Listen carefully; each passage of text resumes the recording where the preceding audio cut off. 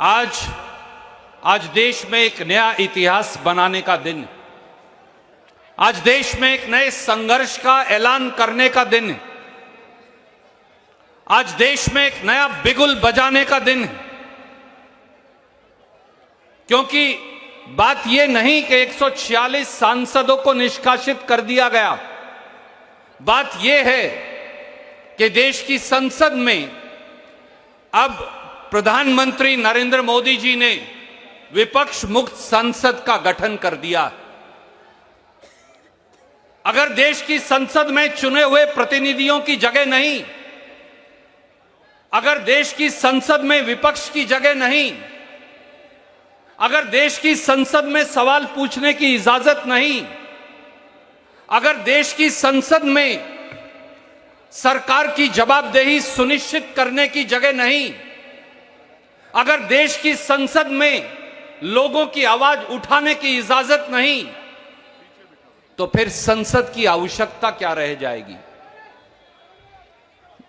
आज जो भारतीय जनता पार्टी की सरकार है, साथियों, उसने देश की संसद के पर एक हमला बोल रखा है। अगर मैं ये कहूंगा तो शायद सही होगा।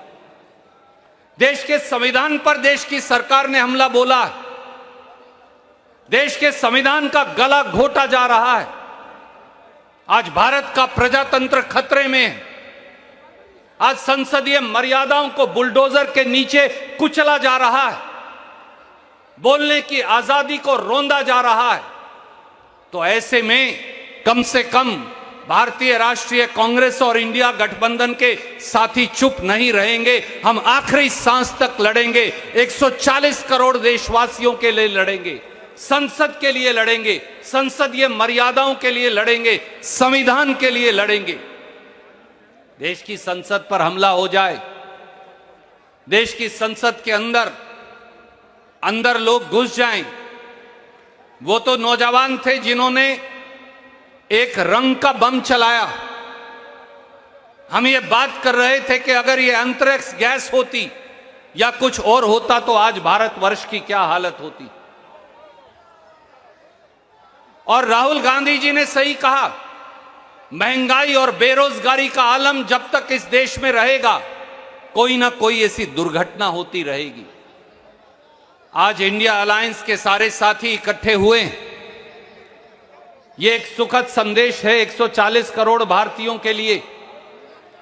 पर यह लड़ाई हमारे लिए नहीं, यह लड़ाई इंडिया अलायंस की पार्टियों की नहीं, यह लड़ाई इस देश के मुद्दों पर है।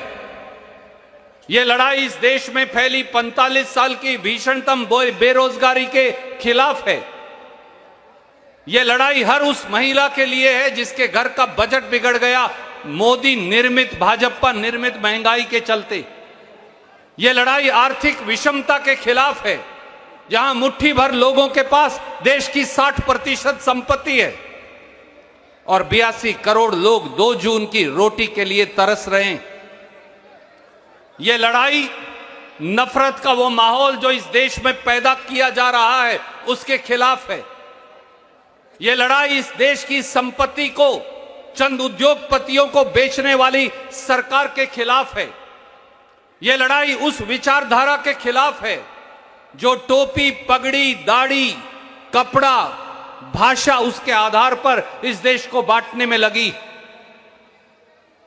साथियों, दोस्तों, अगर इस देश के लोग नहीं जागे, अगर इस अलख जगाने की जो जिम्मेवारी इंडिया अलायंस की पार्टीज ने ली है, अगर ये अलख हमने नहीं जगाई, तो वो दिन दूर नहीं कि वो लोग जो सत्ता की शहतीर पर बैठकर देश के संविधान का मजाक उड़ा रहे हैं, वो लोग जो सत्ता के बहुमत के आधार पर इस देश की मर्यादाओं का हनन कर रहे हैं, वो लोग इस देश में से प्रजातंत्र को खत्म कर देंगे।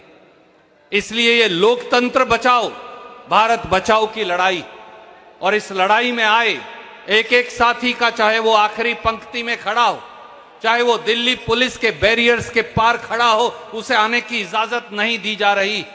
और इंडिया अलायंस के सब नेताओं का, सांसदों का मैं उनका स्वागत भी करता हूं और देश के 140 करोड़ लोगों का यह आह्वान हम सब के कानों में लगातार गूंजता रहे कि इस देश के अधिकारों के लिए जूझना, भारत के अधिकारों के लिए जूझना, भारत की आवाज बनना, अब ये कर्तव्य आपके कंधों पर है। और ये विश्वास रखिए कि ना हम झुकेंगे, ना हम डरेंगे, ना हम दबेंगे। भारत का तिरंगा लेकर सदैव आगे बढ़ते रहेंगे और 140 करोड़ देशवासियों की आवाज बनेंगे। जय हिंद।